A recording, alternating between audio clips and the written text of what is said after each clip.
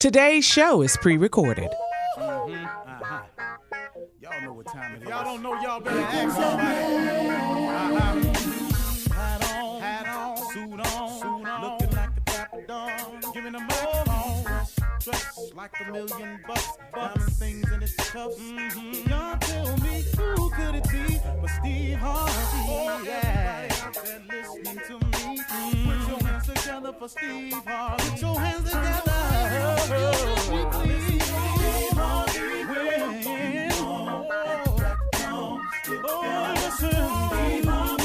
Why don't you join me? Ooh, Steve Harvey. Get 'em on, y'all. Better give me some eggs while I listen to Steve Harvey. Come on, join in with me. If you're with me, help me say, turn your radio on. You gotta turn it on, yeah, turn it on. Steve Harvey in the morning, y'all. So y'all can hear me on. Turn it up. Steve Harvey in the morning, y'all. Yeah. Turn your radio on. You gotta turn your radio on. Turn your radio on. You gotta turn it on.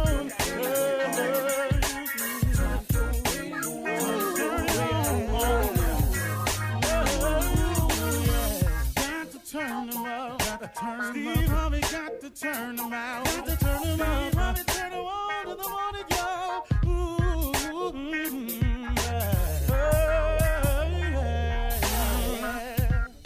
Come on, Steve. Come on. Do your thing, Big Daddy.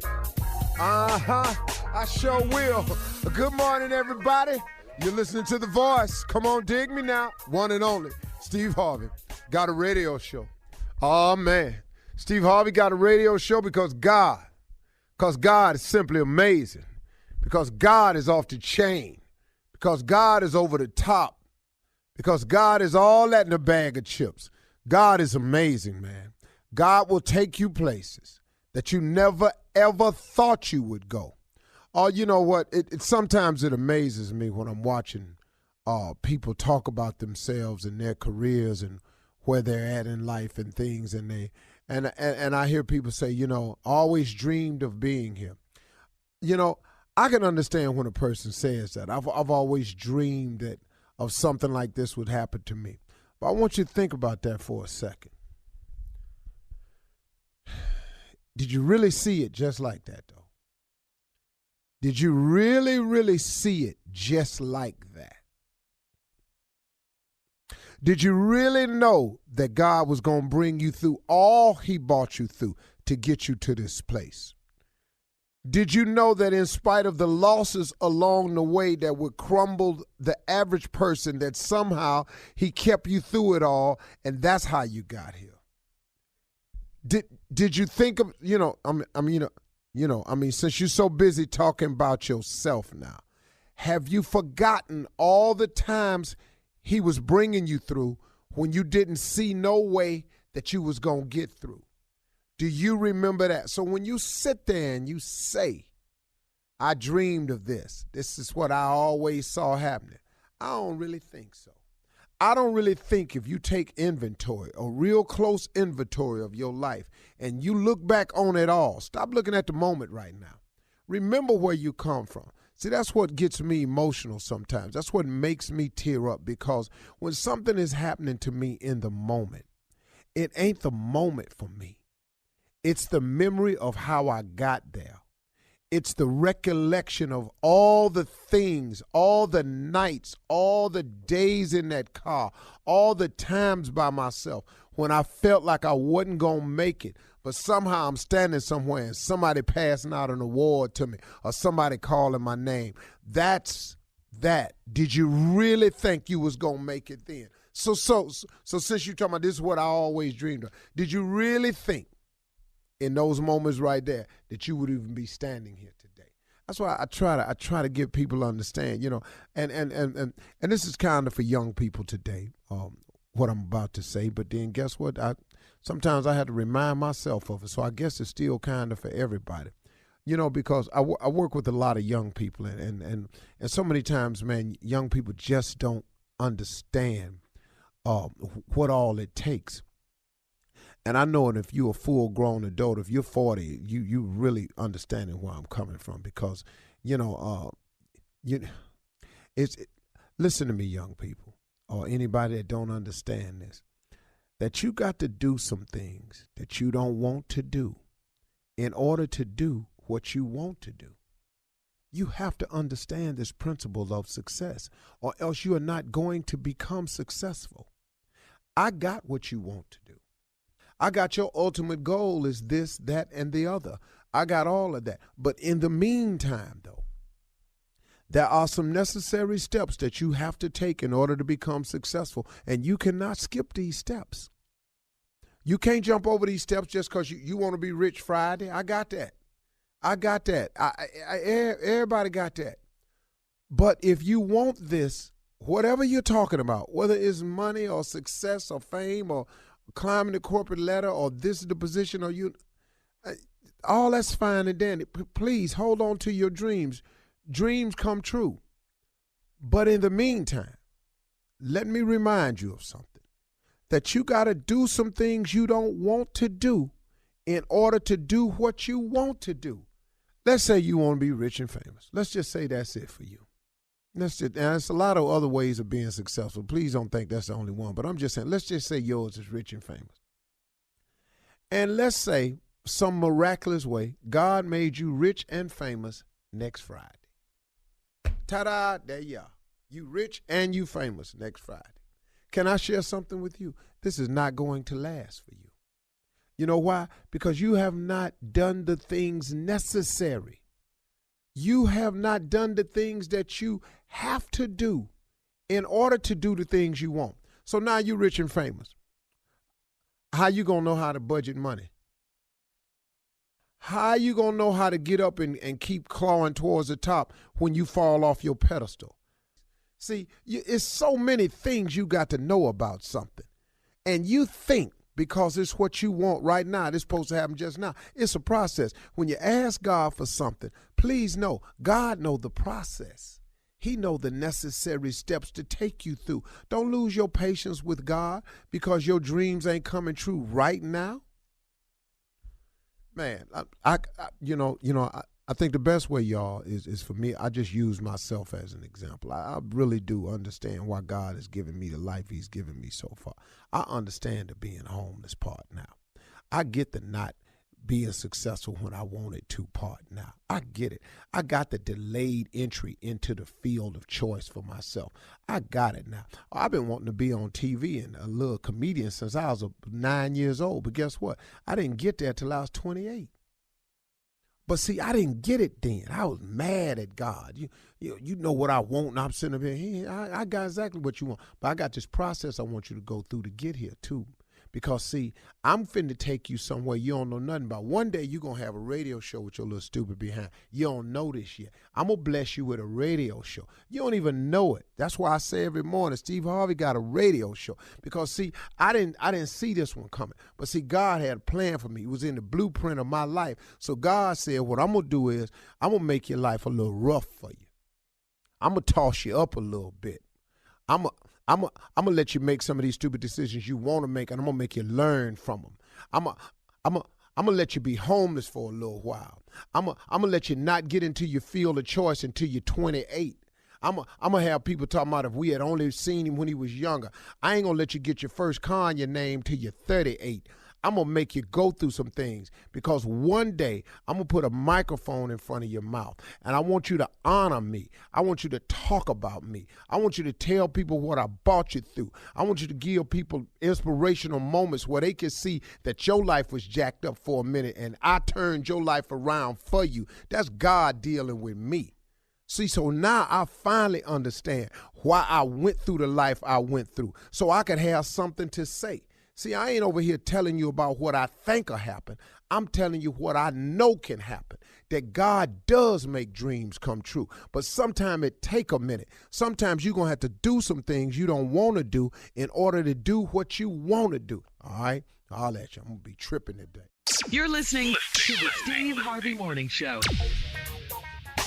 Ladies and gentlemen, bear with me. This is the beginning of the Steve Harvey Morning Show. Go off. What? What? Who? Where? You talking about right now? Steve Neal, Shirley Carter, Tommy Jr. What? Boy, let them have it. Steve Harvey Morning Show, what it is, Shirley Strawberry. Who you talking to? Who you talking to? Watch your tone. What's Careful. up, Steve? Good morning. Carla Farrell, Let them have it. Good morning, crew. Junior, Morning, everybody. You already know what it is. nephew Tommy. You know what time it is. Time to give it to the people. In the words of my dear friend, the living legend Biggie Wig, tear they mouth out. That visual. It's a crazy visual. He made that noise a long time. Wow, Tommy. Everybody good? Yes. What's up? Tuesday morning, we good. What's happening? You know what? Bikram yoga. Oh, every day. What happened now? What you doing is yoga. I just, Oh, yeah, you you know, had to do yoga yesterday. Well, I can't do none of them poses, man. I just be in there for 90 minutes suffering. And you know what the instructor tells me? What? If you just show up and breathe. Show up and breathe. You know, I can do a couple of the poses a little bit. Oh, well, that's good. Just a What's couple. the of hardest one? all of them. But don't you think if you went more often, Steve? Well, that's what they said. They say if I go all the time to yoga, that you'll be able to do all of this in a year. I can't see it. I can't see The it. stretching, you don't see you. Yeah. No, You don't it's- see you expanding. In No, it's a year. couple of things I know I'll never do. I didn't tell her that, but I can tell you right now, there's a couple of these moves in Bikram yoga that I'll never, ever, I don't even want to. Because you don't want to, yeah. Well, right. why would I do that? I'm trying to figure out why I would sit between my legs with my butt on the floor and then lay my head back on the floor. For what? To why are you stretch. doing it? Yeah. Doing it. The same reason you're doing all the other poses, Steve. It's a All stretch, the- right? It's beyond the stretch. That ain't what this is. It ain't stretch. Stretching is, no. You just look at your feet. What is stretching one more time? Touch your toes. That's stretching. Yeah. This that they doing in Bikram, Beyond.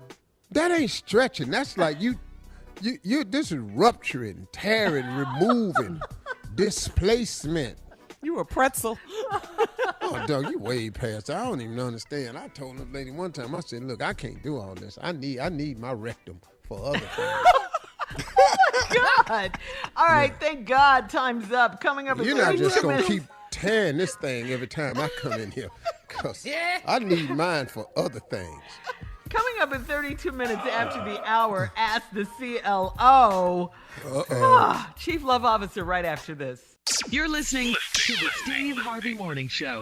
Coming up at the top of the hour, guys, CNN's Don Lemon. Don Lemon will be our very special guest, and we sir. cannot wait for Don to join us. He has a lot to say. But right now, it is time to ask the CLO Chief Love Officer, Steve Harvey.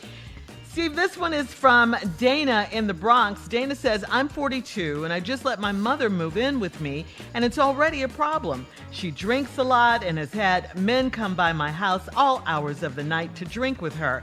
One of her visitors was coming out of my guest bathroom the other day and I was still in my nightgown. The guy propositioned me and I was furious. I told my mother she is not allowed to have men in my home anymore. She said, I can't tell her what to do. Well, how do I respectfully get my mother in line while she's in my home? CLO. Well, you know, see, you can't tell her what to do in life, but you can have rules in your house. And respect goes both ways. You're old enough now. How old did she say she was? 42. Who's 42? The daughter. The The daughter's daughter's 42? and she just Yeah. let her mom move in. Well, her mama got to go by the rules, or else, mama, where you want to stay. But these men coming to me, proposition to me in my own house, that's unacceptable. I can't be in my home and be uncomfortable. Right. You can go out with me and just go meet them at the tavern, because that's what they are, they tavern dudes. Tavern. I love Yeah, it. meet them down at the tavern. Yeah. Shout Got to it. put a stop to that. Where? Shorties. Shorties Oh, that's the tavern. tavern. Shout Right. Always have some nice smitties. Yeah. Well, you could tell she's a nice woman because she wants to know how to do it respectfully. Well, Meanwhile, you her have to mom isn't establish respecting her. rules. Yeah. And you can't tell her what to do, but you can decide what happens in your house. You can't tell her not to see men, but you can't see them in here though. That's right. Right. Period. That's right, Steve. All right, you're gonna love this name out of Charlotte, Colfax. Colfax. Henry Colfax. Straight out of Cleveland. Come on, Henry. Colfax says, my girlfriend and I had a weekend getaway in neighboring city, and my girlfriend made all of the plans. She booked the hotel. When we checked in, the girl at the front desk said, "Welcome back," and offered my girlfriend and I a discounted massage because of her loyalty point. I'm looking sideways at her all weekend after that. Do I question her about being a regular at this hotel, or do you think it will come out eventually? Well, no, dog. When you meet people, people have histories. That's right. Ain't no need of you digging up the history. So she been to the hotel before. Welcome back. Maybe she liked the massages down there. Yeah. She could have went down there on girls' weekends. Ain't nothing to say she was down there with some dudes. So, dog, what you tripping for? Colfax. Now, you know. He wants the facts. Now, Yeah. these is the cold facts. Everybody had a life before they met you. And like you had one, too. Yeah. So don't blow a Now. good thing trying to dig up dirt. Because whatever you dig up, it ain't really dirt. She didn't know you. I like how you think. No, man, you CLO. can't blame nobody for nothing that didn't have nothing to do with you. Right. That wouldn't bother you all weekend, though? You wouldn't be Yeah, thinking hell about yeah, that it welcome would. back? Hell yeah, I believe it. Oh, the truth comes out. Oh, okay. I just want to know. I like it, Tommy. I like it. Are you being a hypocrite right now? Oh, hell yeah. My ass would be sitting in the car. So you would leave? No, She I'm looking likes sideways. the spa. That's all it is. She just likes the Yeah, I mean, that's probably all it is. Yeah. You know, I don't look still looking crazy, though. All right, moving on. Amira in East St. Louis says, I'm dating a man. This is crazy right here. This one too. I'm dating a man that is married and his wife is a lunatic. She's been knowing about us for a while, so I'm shocked she still cares. I think she needs to take all of her anger out on her husband because he seeks me out, not the other way around. I have had to get a restraining order on her, and I had to put cameras on the front of my house because I'm sure she was the one that tried to slash my tires once. I've asked her nicely not to bother me. Would I be wrong to beat her ASS one good time? I'm surprised she ain't beat your ASS one good time. Plus, you the one in the wrong. She's You the sleeping with this woman's husband. That's You right. talking about he the one that seeks me out. He ain't got to look too hard. Right. You're right there. You responding. You know what I mean? say He no. seeks me out. Well, you know, you can put a stop to that. Right. He seeks She you is out because clueless. you're wanting to be sought after. Now, the woman know about y'all. She might be trying to fight for her husband. Yeah. And yeah, she was one trying to slit your tires. That ain't all. Should I beat her? For what? Do you asked know the prison time you could do for that? You sleeping with a Assault. woman's husband. And now you won't do something to her because she over there to get her husband. That ain't how this going to work in the court of law. What? Bye. What? Wait a minute. Has she asked you to leave her husband alone? Nicely. Better give damn a hobby you ask me nicely. Right. All right, this is from Johnson in Omaha. Johnson says, my kids and I moved to a different city after I divorced their mom. I got full custody and I moved so I would have my family support raising them. My toxic ex-wife has decided to move closer to us, and I don't think she's fit enough to have visitation with our children. I don't want to say what's wrong with her, but she has some bad habits, and our children are all under 10 years old. I can't stop her from moving closer, but I can. But can I stop her from seeing them at all? Will this impact my kids later? I don't know because I'm not aware of the problem. But I do know that in a divorce, they rarely take a child away from a mother unless she's unfit. They don't normally do that. Women got dibs on them kids, man. And so I don't know what she did that caused the court to allow you to have full custody of them. But if they did that, you can get some, you don't deny them visitation, but you can get supervised visitations. That's for sure. All right, thank you, CLO. Brilliant as usual. Coming up next, the nephew with Run That Prank Back right after this. You're listening to the Steve Harvey Morning Show. Coming up at the top of the hour, CNN's Don Lemon will be our special guest. And we love us some Don Lemon. You know we do. Yes, but right we do. now, we love us some nephew, too. And he's here with Run That Prank Back. What you got for us, Nev? Neighborhood watch. Oh, Lord. Neighborhood watch. Let's go, Cat. Hello? I'm trying to reach Johnny. Yeah, this is Johnny. Okay, you the one that be doing the neighborhood watch? You be walking your dog doing the neighborhood watch? Is that you? Who's this? Is this Johnny? Who is this, man? This is PJ. Answer my question. Are you Johnny? Slow your roll. Slow your roll. I'm Johnny, and I do the neighborhood watch. Who is the damn PJ? I'm PJ. Hold on, man. Don't call my phone, yell at me, charging me up. Hey, man, I live 2 streets over from you, okay? And you supposed to be the neighborhood watchman, but that ain't what you doing. Now, I done caught you looking in the window at my wife. When I came outside, you was halfway down the street, you and your damn dog, okay? So you ain't watching the neighborhood. You looking trying to see some in the window. That's what you doing. Picking some man, please, I don't look, man. I do my job, man. I do my job. I do the neighborhood watch. I make sure people ain't breaking nobody's houses. I got a wife. What the hell I want to look at somebody else's wife? I got a piece of at home. I don't want to look at nobody else's. Then you need to stay out from looking through people's window, man. You're supposed to be watching the neighborhood, not watching my wife. Where you say you live again? Because I live 2 streets. You know what? I tell you what, though. I tell you what, Mr. Johnny. A damn peeper Tom. I'm gonna show you what a damn peeper Tom is. No, I'm gonna show you what. No, I'm gonna start looking through your window, looking at your wife. See, one peep deserves another peep, Mr. Johnny. But bring your over here. I want you to look in my damn window. Man, this. Who the hell is this?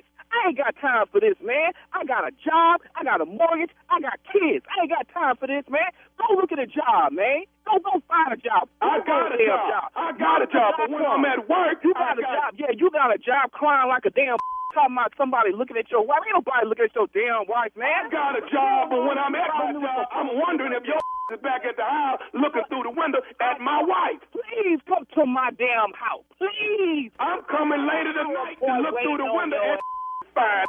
Man, what the hell are you talking about? Calling me, talking about people at your damn wife.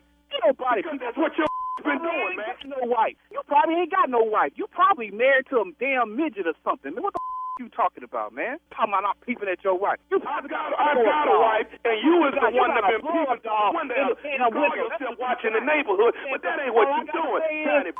I gotta say, come over here now. Since you around the neighborhood, you 3 streets, whatever, how many streets, whatever you are from me, come right now. I stand outside with my dog, waiting on your. I want you to come by.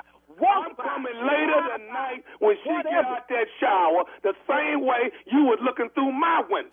Please, just come by. Don't wait. Just come by now, please. Okay, I tell you what. I'll come by right now, but I'm bringing somebody with me. You ain't what? Brother, I'm getting ready to slow down so I can get ready and handle my business, man. I'm getting ready to go to work again today, man. What the hell are you talking about, bro? I got 2 damn jobs. I got jobs to work during the day and at night. And in between, I do the neighborhood watch.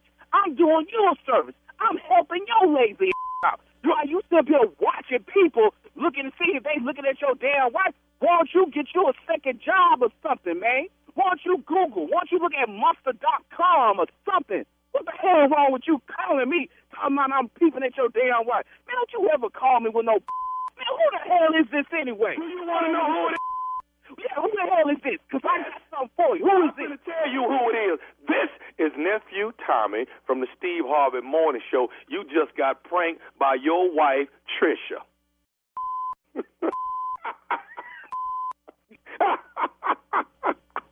I'ma kick Trisha. That ain't right, baby. That ain't right, baby. Johnny. Baby, that ain't right.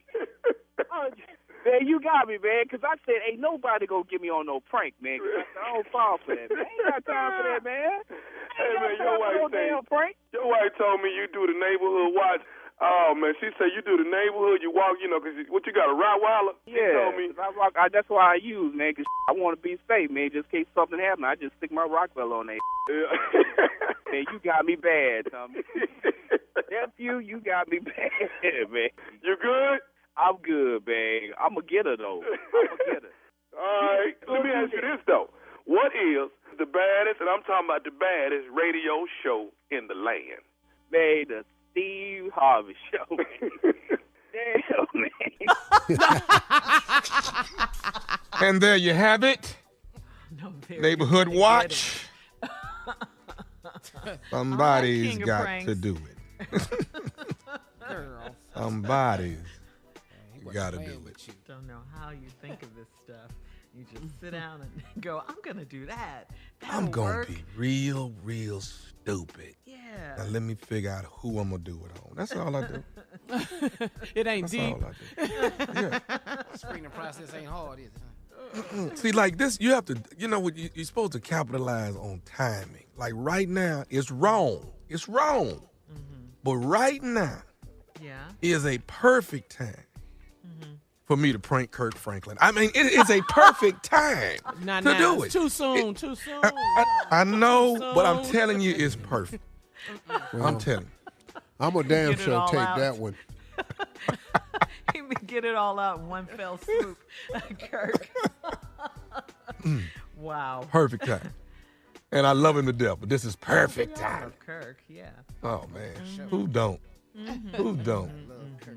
Wow. Love everything Kirk said. You hear me? Everything. Yeah, as the father of a young son, yeah. Man, I know what you're going through. 2 years. I stumped one of my sons.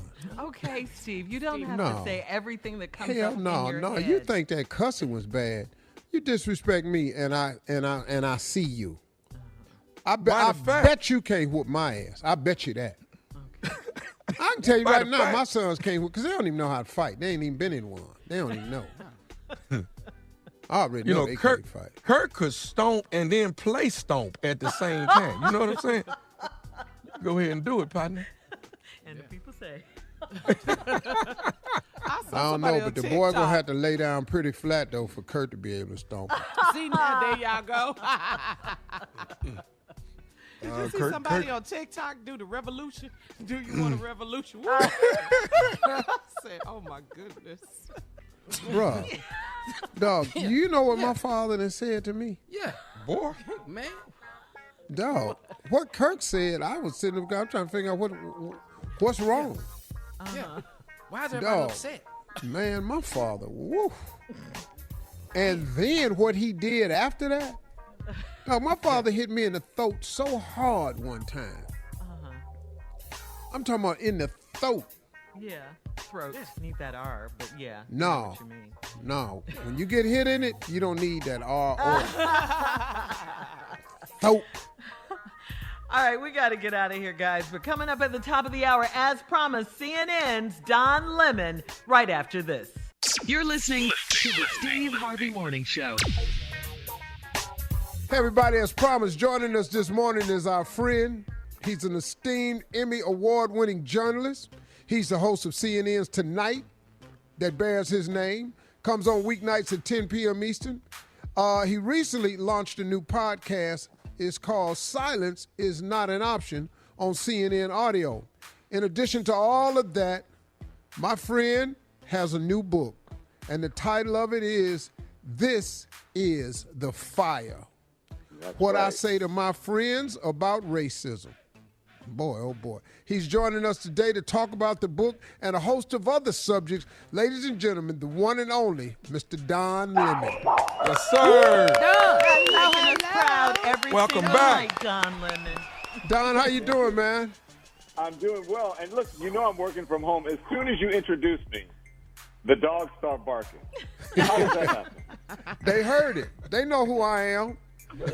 They're like, that's Uncle Steve. Yeah, the greatest introducer is bringing out our daddy. Hey, man, look. All the dogs. Steve, thank you for the great introduction. And you know the book is named This is the Fire. It's after James Baldwin's The Fire Next Time. And so now we are in the fire. After the Capitol insurrection, after George Floyd, this is the fire right now. You know, man, we're going to talk about this because you opened the book with a heartfelt letter to your young nephew. What's his name? Trishad? Trishad, yeah. Trishad. And you're trying to help him make sense of all the racial unrest in 2020. Tell us about that, Don. Well, you know, James Baldwin opened his book, The Fire Next Time, with a letter to his nephew, and it was 100 years after the Emancipation Proclamation. And he said, you know, we're celebrating this 100 years too soon.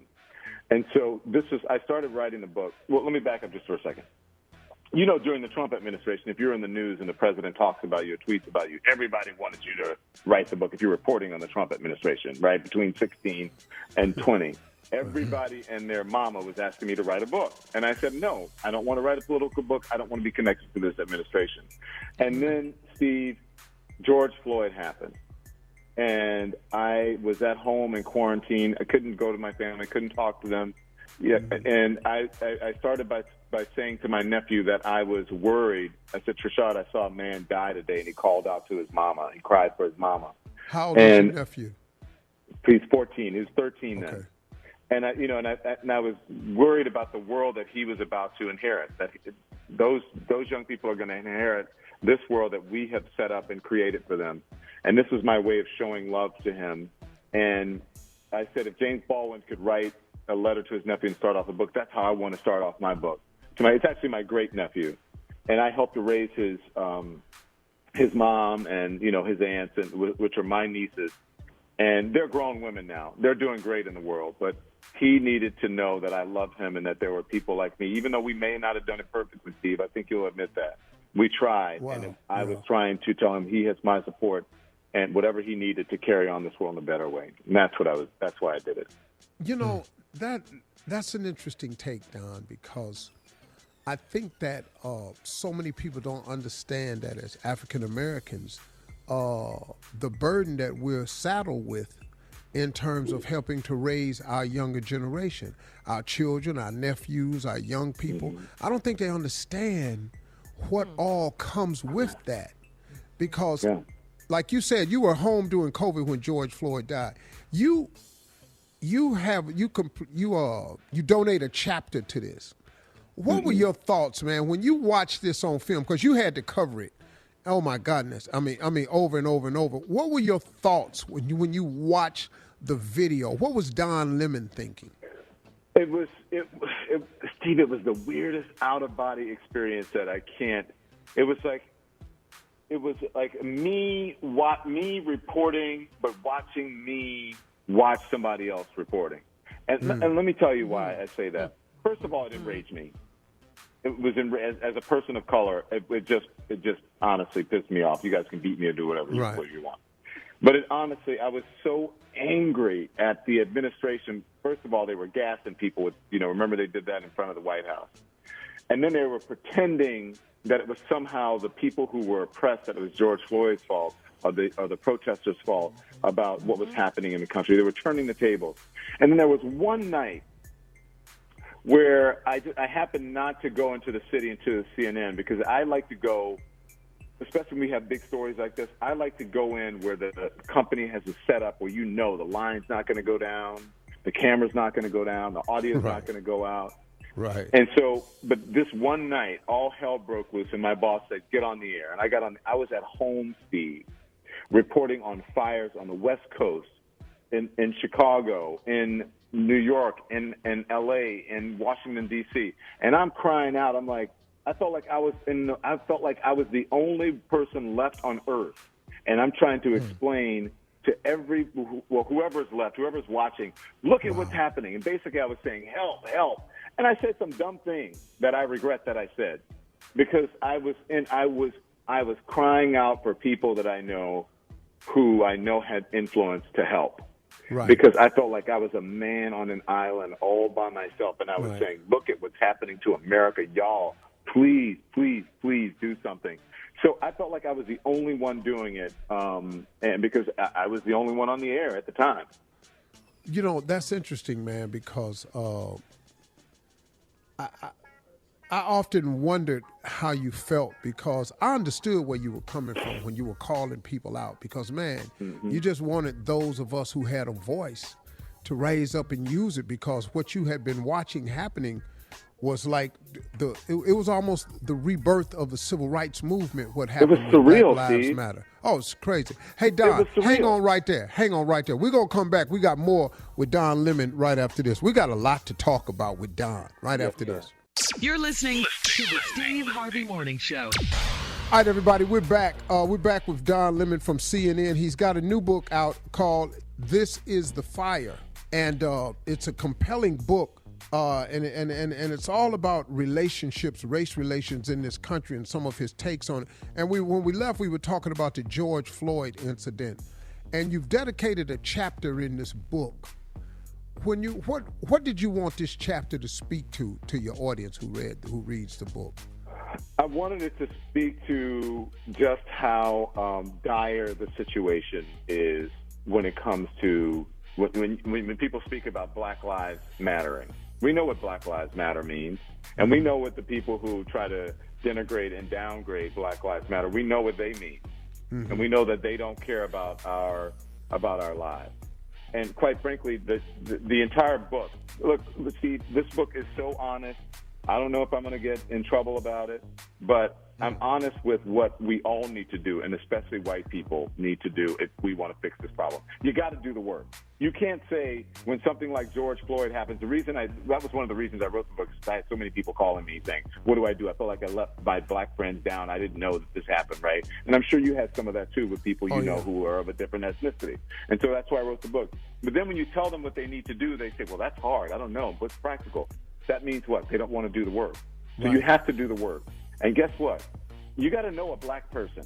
You got to know a Hispanic person. You got to know a person of color. You have to have a relationship with someone if you truly want to make the change. You can't just call your one black friend or your one black coworker when something like this goes down and expect like, oh, okay, and then donate some money. That's not what it's about. Right. And so that's why I dedicated to you got to be real. Let's be real. We got to know each other and talk to each other and have relationships with each other. See, that's the perfect way to put it, Don, because you cannot sit around each other as non-African Americans and talk about a problem when you don't know all the idiosyncrasies of the problem. Right. It's the same thing that we keep running into over and over. We have the wrong people trying to define the word racism. And they think if they just don't use the N word that they're not a racist. They don't even know the under stuff. I was watching a woman interview Toni Morrison online the other day, and she asked Toni Morrison, you write so eloquently, will you ever write stories about whites? And she says, I do. But you don't know how inherently racist that statement is you just made. And the white lady was sitting there just befuddled because she didn't get it. But why does Toni Morrison have to write story about white people? You don't ask Spielberg you don't ask Spelling or nobody when they're going to write some story about some black people. You just take their stories. Hey, Don, hang on again, man. We got Don Lemon. I got some topics. When we come back, I want to get his opinion on what's happening on The Talk. When we come back, what's going on The Talk? We'll be right back. I hope you have a job for me after this. You're listening to the Steve Harvey Morning Show. Hey, everybody, we're back, and we're keeping him over because we get to talk with a guy who, first of all of us on the show, Shirley, Carla, Tommy Jr., Monica, we're all fans of Big you, fans. Don. Big fan. I mean, bruh, we talk often about what the hell did Don say? Yes. We just want, because seriously, man, we want, well, all right, what did Don say? Damn what everybody else say, because Don got that attitude we need. Because, you know, Don, the thing about you, man, is you're very authentic. And the thing that makes you a great reporter is, like it or not, you're going to say what you feel. And if it makes you uncomfortable, it's okay. But the thing about it is you don't lie. So here it is. Very truthful. Well, here's what, as I read, if you read The Fire Next Time by James Baldwin, he talks about people going to their grave, you know, judging people, keeping the status quo in order, not really doing what they want to do. I don't want to go to my grave and not get everything out that I need to get out. And look, you know, Steve, when you're first starting out and you first get a position, you got to be careful. Like, okay, I got to do this, and I don't want to take anybody out. And then once you get there and you establish that you can do it and you're successful, then as my mom said, you can show your ass. So I'm not showing my ass, but what I'm doing is I'm comfortable enough, and I know that I have a platform and I'm in a position where I can speak with authority. You understand what I'm saying? Absolutely. And I represent my people, and as you said so eloquently, that people are speaking about race and racism, and they have no idea what it is. People are becoming more offended about the possibility of someone thinking they may have a racial blind spot or they're racist or they're biased than the actual act itself. And what does that say? That says you're entitled. That says that you have a privilege where you can think, I don't want anybody to call me racist, and therefore that I don't want anybody to call me racist supersedes the actual racism. And then you make it all about you and your grievance. So we can't have that. So we're talking about the talk right now. Yes, I am. Let's just be clear. This is the Because talk. we talked to each other via text about this, of how we really felt. Now, the radio version and the CNN version of how we really feel is, we're going to share that with you now. When you saw what transpired on the talk, what were your initial thoughts? My initial thoughts was, wow, there's going to be repercussions and ramifications for this that be beyond what people are thinking right now, and nobody knew. And if you've ever worked in the world of television where you get to share your opinion, there's a difference between sharing your opinion and insulting someone you work with, and calling someone really outside of their name without even saying it. So here's what I thought. The nerve to tell someone when to cry and when to not. Yes. That's entitlement. That's privilege. You don't get to do that. The nerve for you to make it all about you. It's not about you. It's the actual act of racism. That's entitlement. That's privilege. The nerve of you to sit there next to a black woman who's talking to you about racism and discrimination, and you try to define the moment for her and what it means to her. The nerve. And then for you to say, I am not racist. How the hell can I be racist? And they beat that because I'm an effing whatever. You know what she said. So the nerve of you to sit there in your entitlement and your privilege and be more uncomfortable and more aggrieved about someone actually thinking you're having a racial blind spot, and you are sitting there on national television and proving the point that you do. Come on, Don. Checkmate, Don Lemon. Yes. Man, Yes. that is so much more Yes. eloquent than the text exchange we had. and This and guy Cheryl, is Can brilliant. you imagine if that was Cheryl, Steve? I'm sorry, I don't mean to. I know it's your show. Can you imagine if that was Cheryl? Cheryl would not have lasted through the commercial break if she did that as a black woman on that show. Right. She would have been gone. Bruh, you ain't never lied. Listen, hang on, Don. We got Don Lemon. We're not letting him go. This is Big Radio. He's got a new book out, everybody, and it's called This Is the Fire, and we want everybody to pick up a copy. It's going to be great. We'll be right back with more Don Lemon right after this. You're listening to the Steve Harvey Morning Show. All right, we're back, everybody, with the Steve Harvey Morning Show. Our special guest this morning is Don Lemon from CNN. Oh, man, and we are getting into it. The book, everybody, is called This Is the Fire. Now, listen to me, Steve Harvey Nation. Here's the deal. We make hits. We've sent a lot of stuff to number one. This brother right here has been on the front line for us for years now. He has taken chances. He has made statement. He has been angry when it is time to be angry. But most importantly, he has been authentic and truthful. That's all this book is. So what we're going to do is we're going to buy it on Kindle. We're going to buy it on Amazon. We're going to go to bookstores. We're going to run it up charge. Bestseller list number one, Let's Go Nation, This Is the Fire by Don Lemon. Black Lives Matter. We're going to spend money. This how we do each other now. See, I'm going to treat you like a artist that come in with a new song on my show. We done made some hits on this show, Don. Oh, we got 9 million listeners. I'm talking to all of them. And a lot of avid readers, too. So that's it. Hey, we were talking before thank you. we From went your mustache to God's ears, please. Thank you. better believe. A lot of stuff that went to God's ears under this mustache. Only one. Look, I'm telling you, I'm keeping Family Feud on the air because my TV stays on the Family Feud. I can tell, I'm like, oh, that was season. That's a couple seasons ago. That's this is a modern season right here. Yeah. Oh, I've seen this family before. I watch all of it. So anyway, sorry. Yeah. I'm sorry, Steve. You're watching the evolution of Steve Harvey's wardrobe. You can. I look back at the first season, I go, ooh, them suits was pretty big. Hey, listen, we were talking about the Cheryl Underwood incident on the talk. The thing that, and we both talked about this, Don, was how Cheryl handled it was sheer grace. And like you said in your text to me, she handled it like a queen. I was really disturbed because I don't like it when people become a victim. Right. I'm the one that should be crying. Why? Why should you be crying? First of all, this ain't about you. This about punk-ass Pierce Morgan. Now, we done said this now. I said this over and over. This about Pierce Morgan. This ain't about nobody else. This is what he said. And you know what amazes me about this whole situation, Don? If Meghan Markle was not black, we're not even having this discussion at all about the baby or nothing.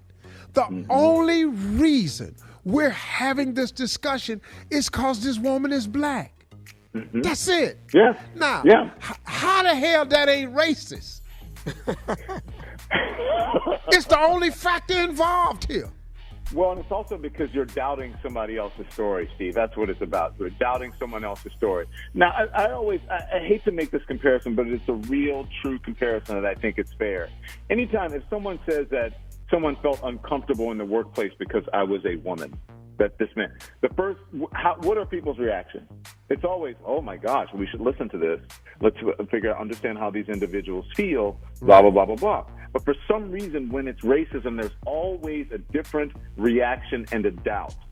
Well, I can't believe that would happen. Of course, this person can't be that, and I can't be that way because I've lived on this earth this many years, and no one has ever called me that. Well, maybe you've never had to deal with it. That's what privilege is. If you have never had to deal with something, right? Yeah. Then it does not exist for you. That is why that's why the term privilege came about. Yeah. Because you have the privilege of not having to think about it or worry about it because it doesn't exist for you. It doesn't happen to you. So I think that we should, the way that I always say when we have these allegations of impropriety in the workplace, that we should take everyone seriously and it should be investigated. The same thing for issues of race. So as much as women have had their Me Too moment, it's time for black folks to have our Us Too moment, because discrimination in the workplace can be just as detrimental as harassment in the workplace, especially if you have something that pans out in the workplace. Maybe you and the boss get along. I don't know. I'm not going to try to govern human behavior. But racism never works out for the victim ever. Wow. You don't get a job because your boss is racist. You don't get a promotion because your boss is racist. What it causes you is to be it causes paranoia. It causes you to doubt yourself. It causes you to make less money, to provide for your family less, to move around to different jobs instead of staying at the same job because you're trying to promote. There are so many things and aspects about discrimination that black people and marginalized people and people of color feel that happens to them in the workplace that have not been explored. So I say it's time now for a hashtag #US2 moment for black people when it comes to workplace discrimination. And I think that Cheryl Underwood is helping to usher that in. And let's pray and stand behind her, and I hope that she does. Man. Wow. That's brilliant. You ought to have a TV show. Good. That's absolutely brilliant. He's good, isn't he? Yeah, Cheryl did say she thought God had her on a bigger mission, so this could be it, you know? Yeah. What Don So just she said. did. I believe think that she did. You know, the name of the book, everybody, is This is the Fire. I mean, we are in it right now. We are in the fire. And this is a great time for us. Because since the civil rights movement, I haven't seen anything like I've seen over the past year and a half. I just haven't seen it in my life. I'm 64. Voter suppression. Oh, bro. An insurrection on the Capitol. Insurrection. Oh, my God. These fools. Who's trying to overturn an election? Why is it that the Republican Senate, who know that this man has lied about this election being stolen, what do you think is the reason why they won't just call it the way it is? Are they that afraid of him? What is it, Don? Oh, okay. So I wish I had the direct quote, but the quote that James Baldwin says is that it doesn't it doesn't require that anyone has to be evil. What it requires is that you have to be spineless, and they are spineless, is what it is. They're afraid to stand up to him. Number one, because they're afraid of him, but not so much as they're afraid of him as they're afraid of losing power. Yeah. People are intoxicated with power. And what else are they going to do? What they're doing is exploiting the division in this country among the races and politically. And they know that they're doing it. And so Trump, it was just the one that came along and that allowed them to be able to do this. Yeah. So now they can do it with impunity. So he is, as I say in the book, and Steve, I say it, it burns my tongue to say this, but Donald Trump was probably the president we deserved. I know he was the president we deserved because, you know, we weren't paying attention, but probably the one we needed. And I hate to say that, but he exposed the racists in our society and the racism, because we were living in this mindset that, oh, everything is okay and it's okay. Yeah, we have racism, but we can deal with it. And then there were people amongst us who we didn't know, we didn't see. And now we know and we see. And now we can deal with all of it. Thank you for taking me into the doctor's office to diagnose my cancer, and now I could either have it excised or I can have the treatment that's going to take care of that cancer. And that's what we need to do right now. That's why this is the fire. Wow. This is the fire, everybody. This is Don Lemon. This is the book. Amazon, Kindle, download it, buy it, order it. I don't care how you do it, but I need everybody to get a copy of this book. This is The Fire. It's available now by Mr. Don Lemon. Don, thank you so much, man. We love you, brother. We love you, man. I love you guys, too. Thank you so much. Thank you. Wow, we love Don Lemon. Yes. He always knows what to say, when to say it, and how to say it. Yes. Outstanding interview, Steve. Outstanding. Yes, great job. Good job. Yeah. All right, coming up next, today's Strawberry Letter. We follow that up with the bartender's big tip. That is the subject. We'll get into it right after this. You're listening to the Steve Harvey Morning Show. Time now for today's Strawberry Letter. And if you need advice on relationships, dating, work, sex, parenting, and more, please submit your Strawberry Letter to steveharveyfm.com and click Submit Strawberry Letter. We could be reading your letter live on the air, just like we're going to read this one right here, right now. Buckle up and hold on tight. We got it for you. Here it is, Strawberry Letter. All right, subject, the bartender's big tip. Dear Steve and Shirley, I've been married for 12 years, and my husband and I are in our mid-30s and are regulars at a local bar by our house. We've met a lot of great people at this bar and look forward to seeing them weekly for karaoke night. I like the sense of community we have there, and we can hang out with the other couples we've befriended. Everything was fine until recently when I found out that my husband has been sleeping with the 22-year-old bartender that always serves us. I was devastated, and I couldn't believe it because when we would go there, she's always serving us with a smile, and she's such a sweet girl. I never thought about the large tip my husband left for her weekly. We believe in giving money for great service, and she was giving him really, really good service behind my back. The thought of her having my husband's tiny little private part to herself has hurt me to no end. She told me that my husband has given her money for college, helped her with bills at times, and keeps her hair and nails done. She told me that she's been to my house, which is conveniently around the corner from the bar. We dealt with it in-house and argued and cried. He begged me for forgiveness, and he promised that he was going to stop seeing her. The problem is, he's still going to the bar once a week for karaoke night, and even though he sits in another section now, she still works there. I miss having fun with our regular crew, and I want to go back at some point, but I'm not there mentally.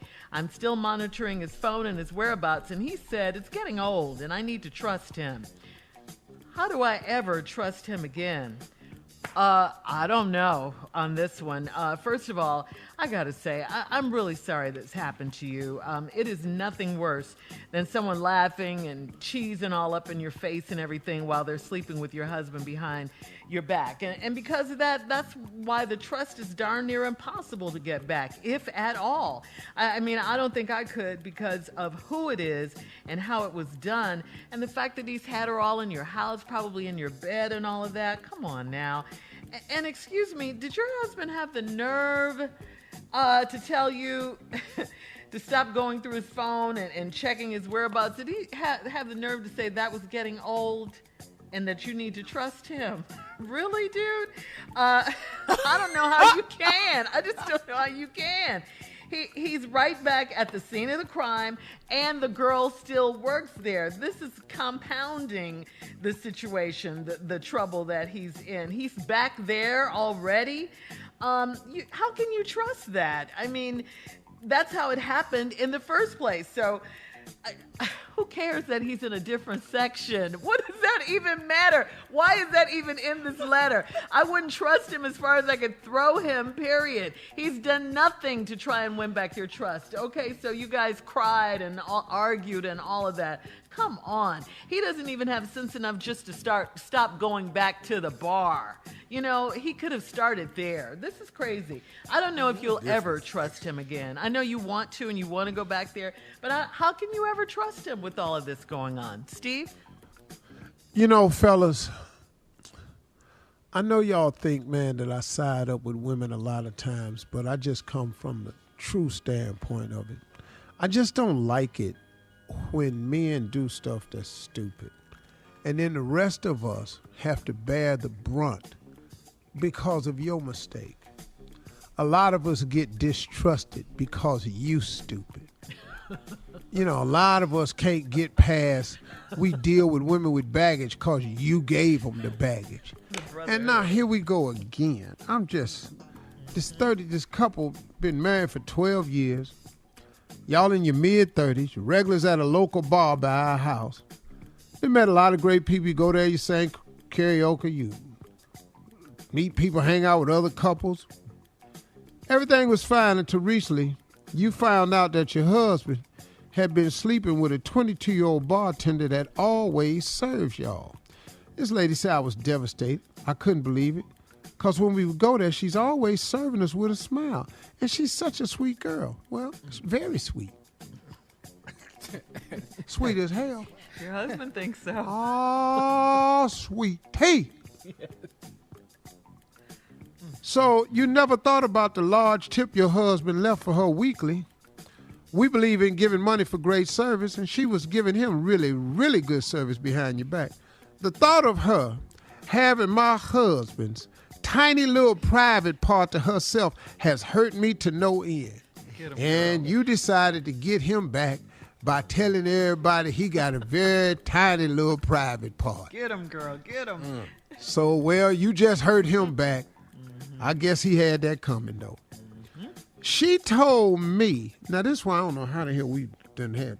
She told me my husband has given her money for college, helped her with bills, keeps her hair and nails done. She told me that she done been to my house, which is around the corner from the bar. Now, we dealt with it in-house and argued and cried. Now, who cried? Was he crying? Because this sounds like Sharon Osbourne right now. Turn yourself to a victim. Why is his ass crying?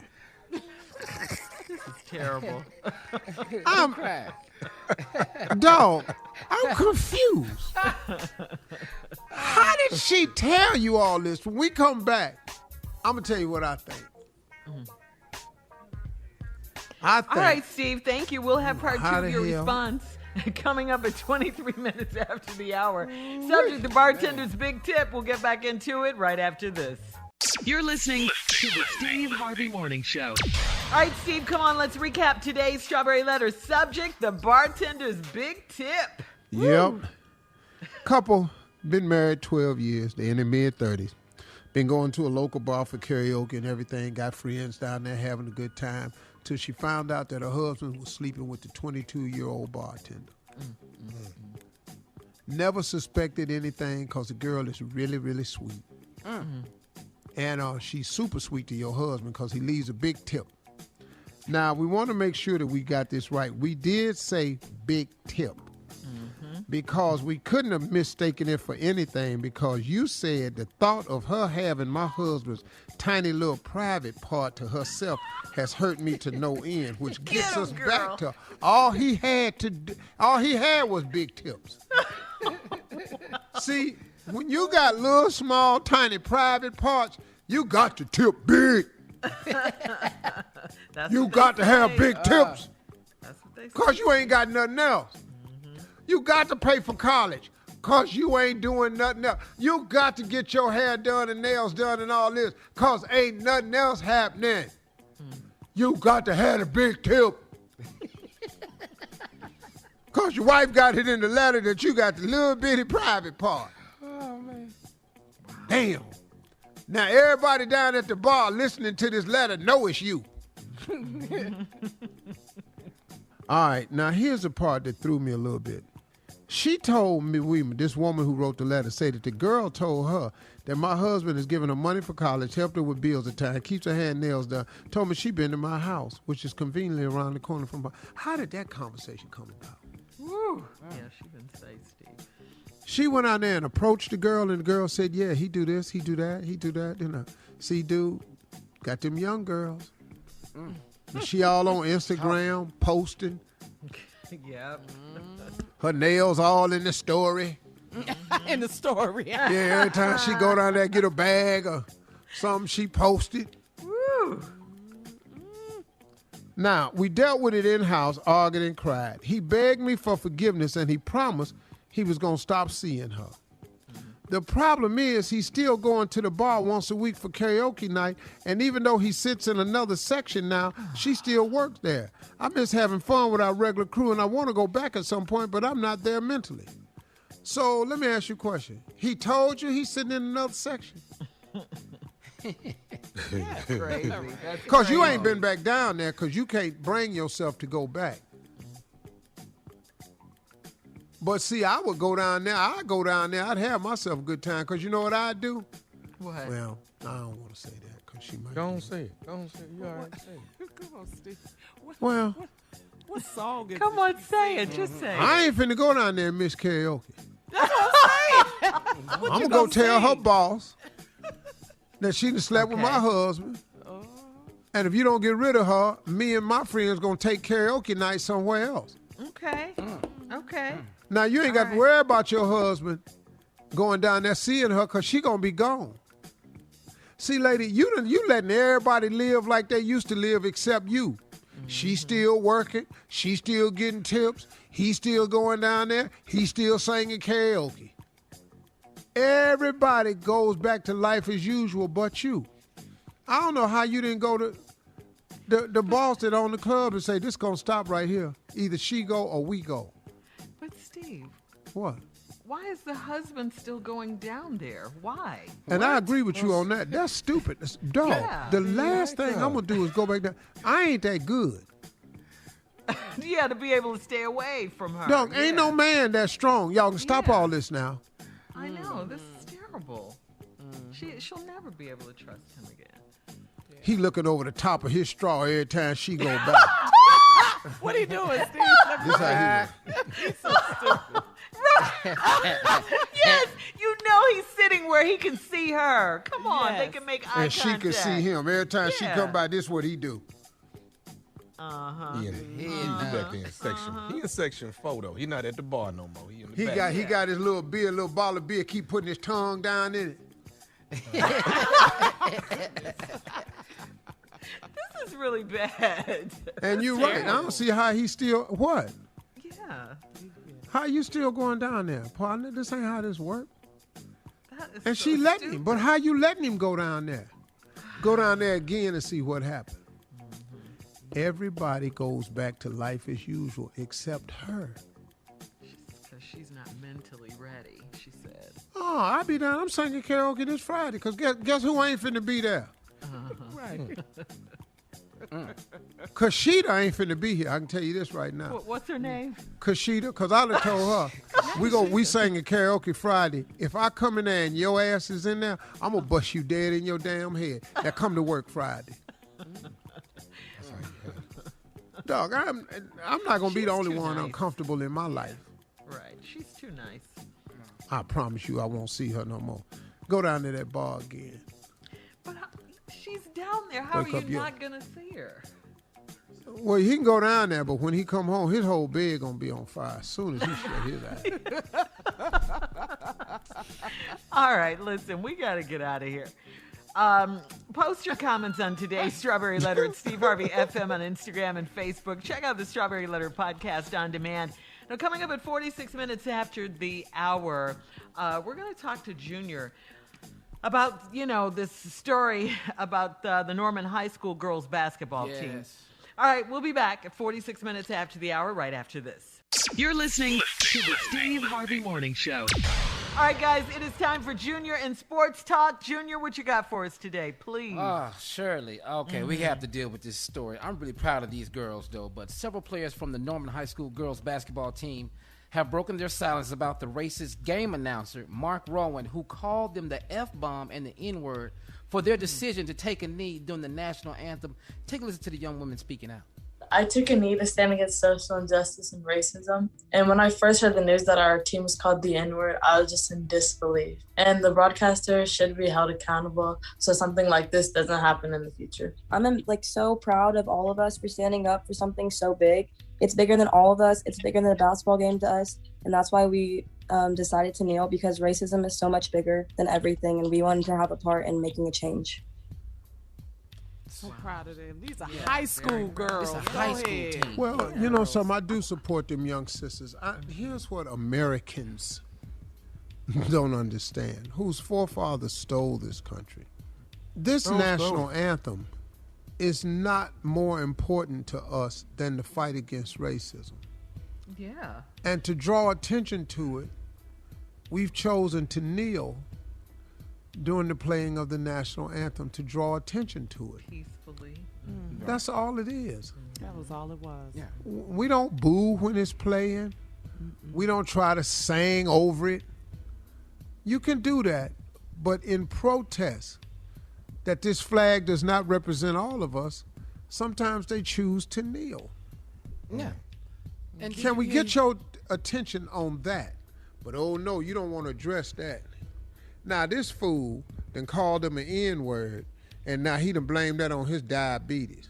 He had a spike. Yeah. That's disgusting. Saying That's he disgusting. didn't think he would have said that. did this? Yeah, that's what he said. Yeah. Yeah. So your disease, diabetes, caused you to have racism remarks. Is that what you're saying? That's what you're blaming it on? That's exactly what he's saying. That's exactly what he's saying. That's inexcusable. He's a racist from the beginning. And that's another insult. Exactly. Yeah. There you go, Junior. Yeah, that's another insult. Like we's too that stupid. diabetic. Yes. Right, If your insulin go up, it causes racism. Yeah. Damn, we're in a lot of trouble now, y'all. Yeah, really. We ain't gonna ever solve this now. Now your sugar causes it. Right. I'll be damned. Right. So also the players have teamed up with civil rights attorney Benjamin Crump, although they're not planning to sue at this time. So we just want to say on the Steve Harvey Morning Show, we want to say congratulations to the Norman High School girls basketball team Where are they located, for taking Junior? a stand in racism right there. Junior, Now where they we proud. located? In Oklahoma? Oklahoma. Yes. Oklahoma. Yes, sir. Norman, Oklahoma. Yes, Oh, sir. yeah. And they won state. Yep. Go girls. All right, Junior, thank you. Coming up at the top of the hour, it is award season. Oscar nominees are in. We'll talk about it right after this. You're listening to the Steve Harvey Morning Show. All right, guys, it's award season, and all hail the queen. We are still riding high on Beyonce, making history with her 28th Grammy, becoming the most decorated female artist of all time. Congratulations again, B. Yeah, she did her thing, ahead, didn't B. she? Yeah, she is more than Aretha Franklin. I mean, she's it. She's the most decorated female, yeah. All right, so congratulations. And now it's time to switch gears from music to movies. The nominations for the Oscars were announced yesterday. Chadwick Boseman was nominated posthumously Best Actor for Ma Rainey's Black Bottom. Mm-hmm. Best Actress, Andra Day for the United States versus Billie Holiday. Yes. What a great movie. She really did. Act. She was Billie Holiday. She wasn't Yes, even ma'am. acting. She was Billie Holiday, you know? Yes, ma'am. Viola Davis, Best Actress for Ma Rainey's Black Bottom. Best Supporting Actor, Leslie Odom Jr. Did you guys see One Night in Miami? What an awesome That's a bad boy right movie, movie, directed by Regina King. Yeah, he's really good, and he can sing too. So Triple threat. Yes. Hey, can I tell y'all something really? Yes. I think of the female actresses out there today, and there's some great ones. Oh yeah. But for my money, the woman that I think that brings it every role is that damn Viola Davis. Oh, Yes, Viola sir. Davis. Yes, Yeah. sir. She's a Viola legend. Davis, For the man. truth. Yes. She's a legend. Viola Oh, for Davis sure. is not a joke, man. No. That woman right there, boy. Yeah. She can act. I'm Yes, glad sir. she's finally Act. getting her recognition and her Yes. due. Yeah. Queen. Yes. He know And, how to act with snot. That, you know how hard that is? Shut up. When she said I was standing right there with you to I've been Denzel standing and here the whole Texas. time, Troy. Yes. Oh, my God. She won an Oscar for that role. She did. Best Supporting Actor, like we said, Leslie Odom Jr. for One Night in Miami, and Daniel Kaluuya for Judas and the Black Messiah. Judas and the Black Messiah. Okay. was a You movie. saw that movie. Yes, you Oh, yeah, I'm he telling you played- right now, if you haven't seen that movie, that's a dope movie. Yeah. That's a dope movie. And it Absolutely. really, it was really close to me, man, because of my two older brothers. But that movie, man, because I was wondering, oh, man, what y'all doing? What's happening? You know, I was 11, 12. My brothers was active Yeah. Okay. for real. And we're very happy for these nominations. Now there are some snubs, as there always is. Snubs for director nominations. Regina King did not get a nomination for directing One Night in Miami, and she should have. That was an outstanding movie. Absolutely. And Tommy, your boy Delroy Lindo, did not get a nomination for directing The Five Bloods, the Spike Lee movie. With And Chadwick he did a good job Boseman. with that. Yeah, with Chadwick Boseman. Yeah. The Academy Awards. This is the 93rd Academy Awards. Sunday, April 25th on ABC. ABC. Sunday, April 25th on ABC. So there you go. Yeah. We watching? Oh yeah. Yeah, we And watched. award season is so late. Yeah. Because of COVID and I guess Right. them having to redo They got to everything work and it out with production. the, with the virtual stuff. Yeah. Yeah. And we got to say this too.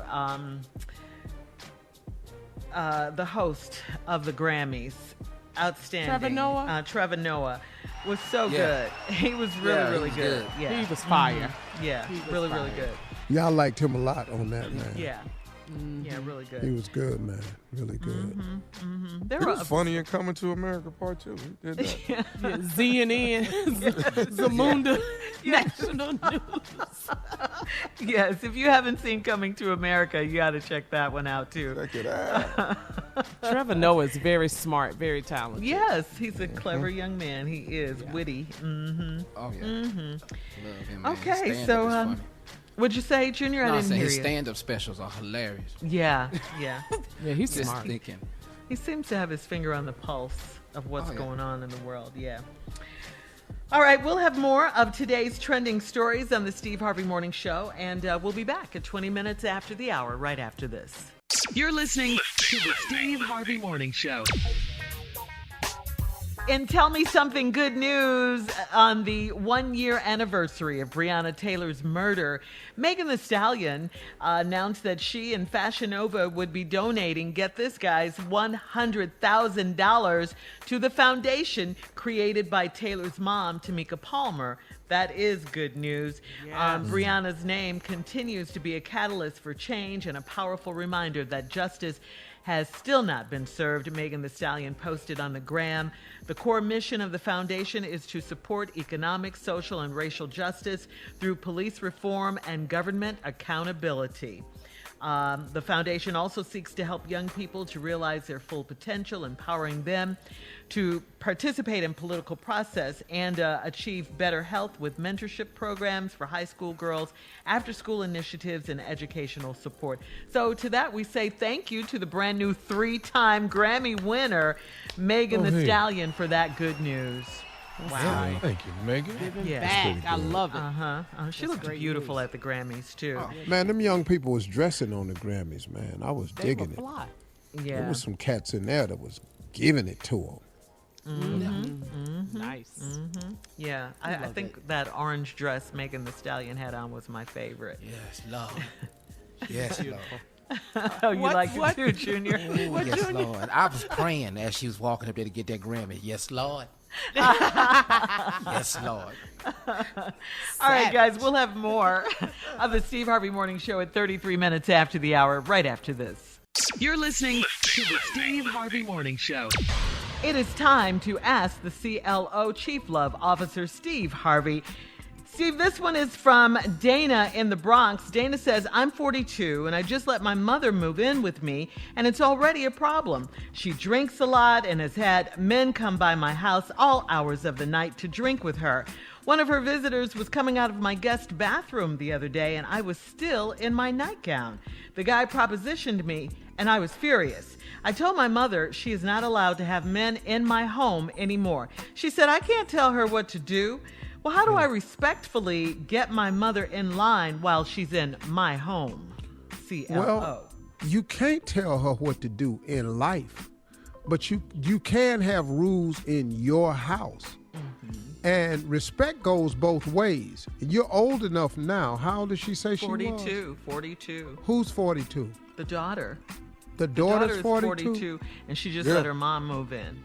Well, her mama got to go by the rules, or else, mama, where you want to stay.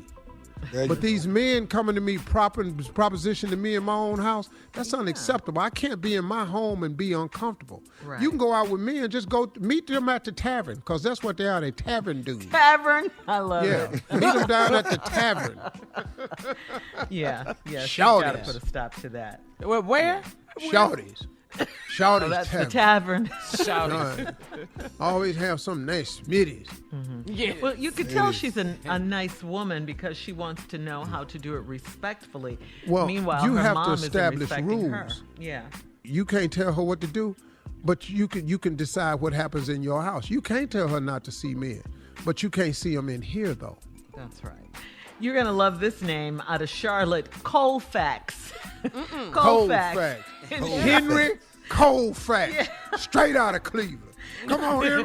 Colfax says, my girlfriend and I had a weekend getaway in neighboring city, and my girlfriend made all of the plans. She booked the hotel.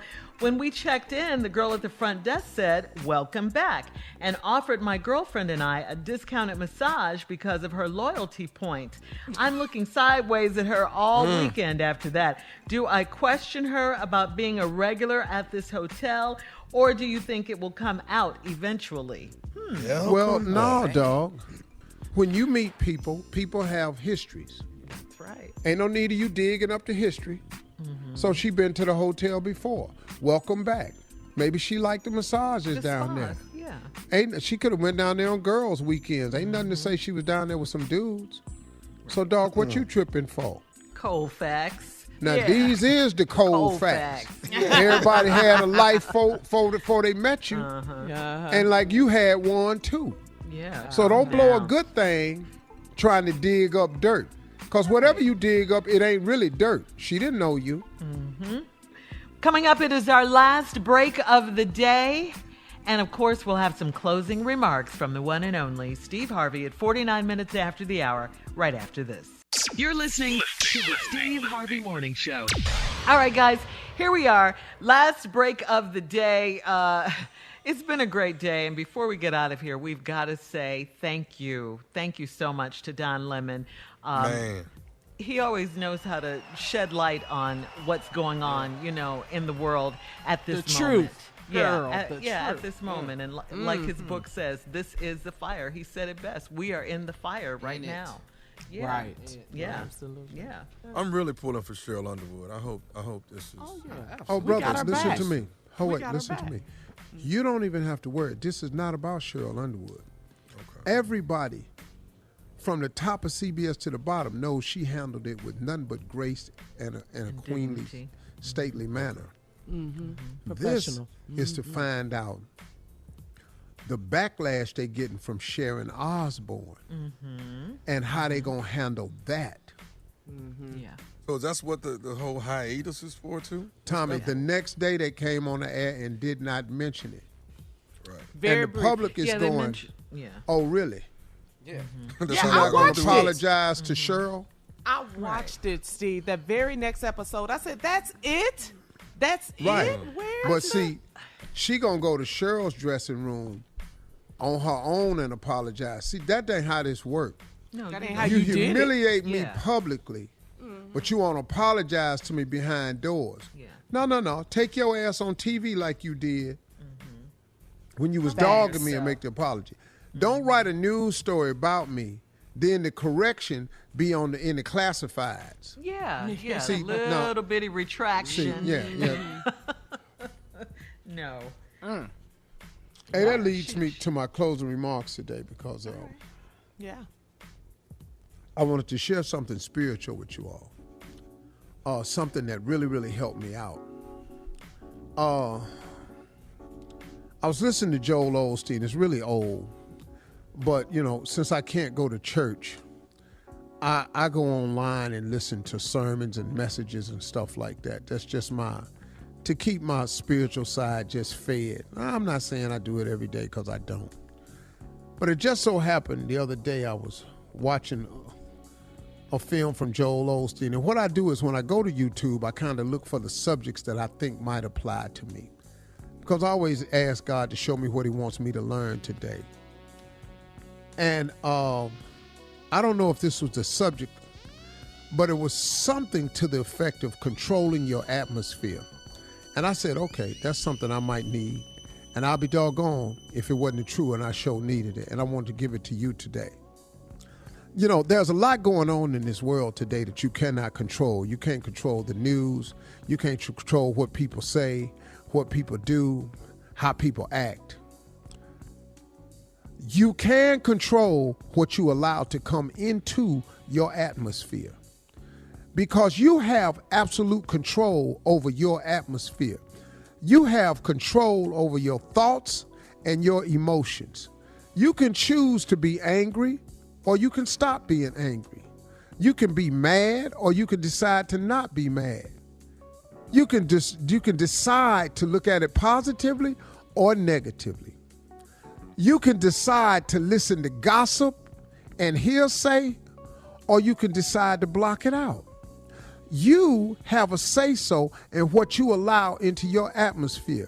He told a story about a man who was listening to talk radio every day before he went to work. And he would get into some spirited arguments, and he would be in his car just arguing his point with this talk radio show. Not that he was calling in, just getting mad at people's viewpoint, to the point where he came to work every day and he was in a bad attitude. And people at the job didn't want to hang around him, didn't want to talk to him at lunch, because he kept bringing up all these controversial topics that he had heard on talk radio, and he wanted to voice his opinion. And people stopped hanging around him. And then one day, he was looking for the talk radio on Sirius, and he messed around and he stumbled across Joel Osteen, and he started listening. And so then the next morning, he listened again. And then he just started making it a habit. And all of a sudden, one of his friends at the office asked him, "Hey man, what is it different about you? What are you doing?" And he said, "You know what? I stopped allowing outside interference to enter into my atmosphere. And it changed the way I acted, behaved, and perceived things." And you have the right to do that. And I'm saying to everybody, what are you allowing in your atmosphere? You don't need toxic relationships. You don't. There's no reason for you to allow a toxic relationship to exist in your life. And I don't care if they family. If they toxic, they toxic. There's nothing in the Bible that says you have to deal with toxic people. There's nothing that says, as a Christian, you have to tolerate toxic relationships. You have every right to remove yourself from it so you can make room for something else to enter into your atmosphere. So the moral of the story, what I learned was Steve, you got a control and a say-so of what enters into your atmosphere. You have a say-so in that. I don't have to deal with you. If you're negative, if you're a naysayer, if you're a hater, if you spread gossip and lies, you can't get in my circle. I'm trying to live a positive life. I'm trying to do the right thing. I don't need you in my day. It's hard enough trying to be successful. Now I got Mr. Negativity just coming along in my, I don't do that. Look, man, control what you allow in your atmosphere. It will make a huge difference in how you function and deal in life. The Bible says a man is as he thinketh. So what have you forced yourself to think about? Good or bad, negative or positive? You make the decision. It's your atmosphere. Keep it clean and go on about your life. All right, those are my closing remarks today. Hope you got something out of that, because I sure did. We'll see y'all tomorrow. Hey, y'all, talk to God. He'd love to hear from you. For real. Y'all do that.